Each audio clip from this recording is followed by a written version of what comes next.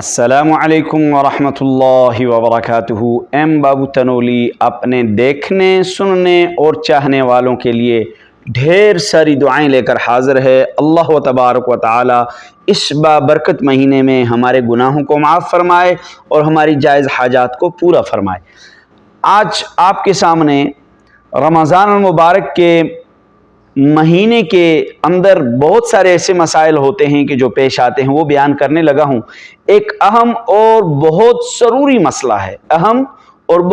مسئلہ ہے، کہ آیا شوہر اپنی بیوی کے ساتھ روزے کی حالت میں ایک جگہ لیٹ سکتا ہے یا نہیں سکتا، ایک لحاف میں سو سکتا ہے یا نہیں سو سکتا؟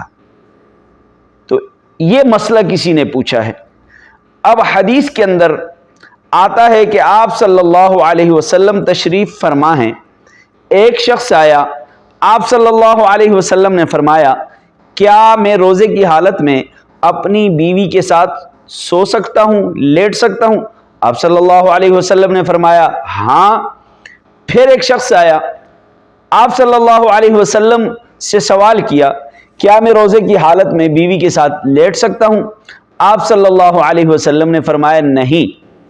اب یہ دو حدیثیں ہیں، ان کے اندر تعارض آ گیا۔ اب محدثین نے جو حدیث کو سمجھتے ہیں، انہوں نے لکھا ہے کہ جو پہلا شخص تھا جسے کہا گیا کہ تم بیوی کے ساتھ سو سکتے ہو، لیٹ سکتے ہو، وہ بوڑھا تھا، اور جو دوسرا شخص آیا تھا جسے کہا کہ تم روزے کی حالت میں بیوی کے ساتھ نہیں لیٹ سکتے، بیوی کے ساتھ نہیں سو سکتے، وہ نوجوان تھا۔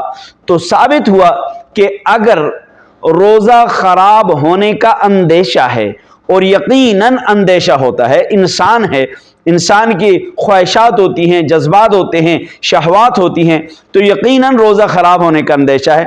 لہٰذا روزے کی حالت میں نوجوان کے لیے یا ایسے شخص کے لیے کہ جس کی خواہشات، جذبات اور شہوات عروج پر ہوں، تو وہ شخص اپنی بیوی کے ساتھ ایک لحاف، ایک بستر میں نہ لیٹے۔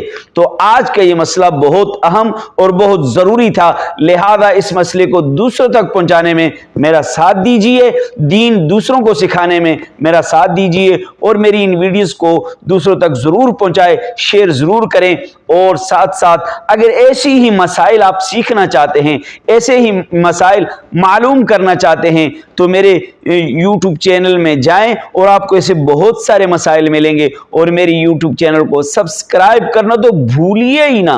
السلام علیکم ورحمۃ اللہ وبرکاتہ۔